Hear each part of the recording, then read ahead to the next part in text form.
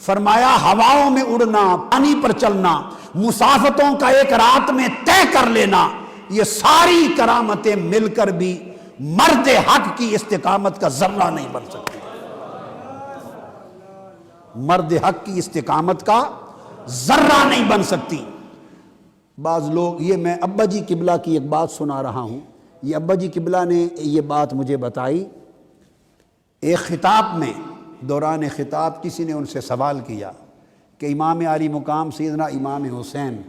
ولایت کے اس مرتبے پر تھے اور اس مقام پر تھے،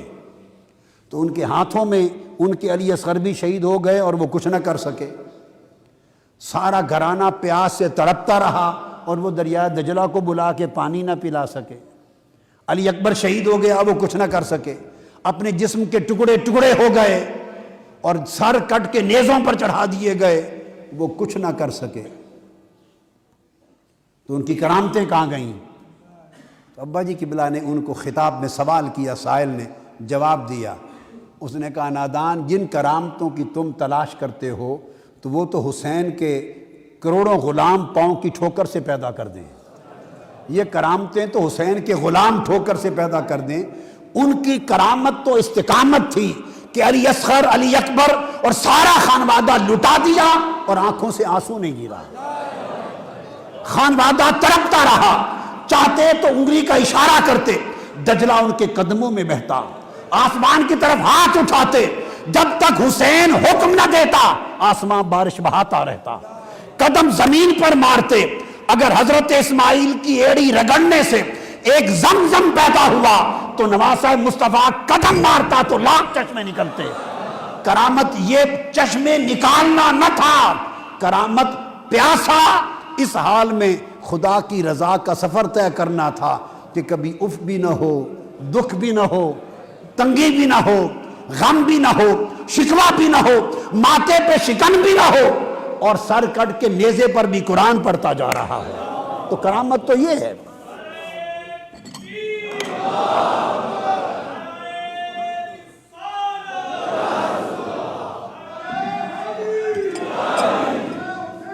کسی نے کہا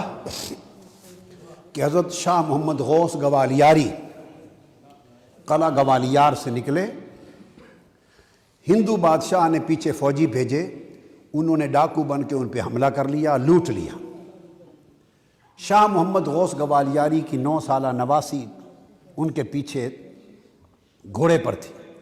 اس کے کانوں میں سونے کی بالیاں تھیں، اس نے ہاتھ مارا، سونے کی بالیاں کھینچی، کان چر گئے اور خون کے فوارہ نکل آیا۔ حضرت شاہ محمد غوث گوالیاری جو مرتب اور مؤلف ہیں جواہر الخمسہ کی، اور ان کا مزار یہاں ہے لاہور میں، وہ جلال میں آ گئے، برداشت نہ کر سکے، نواسی کی خون کی دھاریں دیکھی تو ان کے ہاتھ میں چھانٹا تھا، زور سے جو لہرایا تو سینکڑوں ڈاکوؤں کے سر ایک چھانٹے سے قلم ہو گئے۔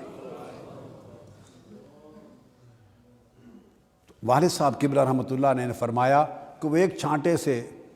غوث سیدنا امام حسین کی نسل کا ایک ولی،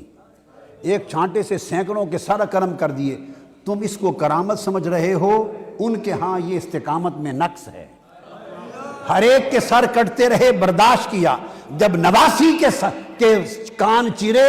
تو وہ جو شفقت پدری ہے وہ برداشت نہ کر سکے، وہ جو ضبط و صبر تھا اس کا دامن چھوڑ دیا اور کرامت بروئے کار لا کے سر قلم کر دیے۔ یہ شاہ محمد غوث گوالیاری تھے، وہ امام حسین تھے،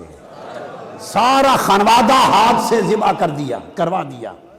مگر صبر تحمل کا دامن ہاتھ سے نہیں چھوڑا، چاہتے تو ساری زمین کے رخ بدل کے رکھ دیتے،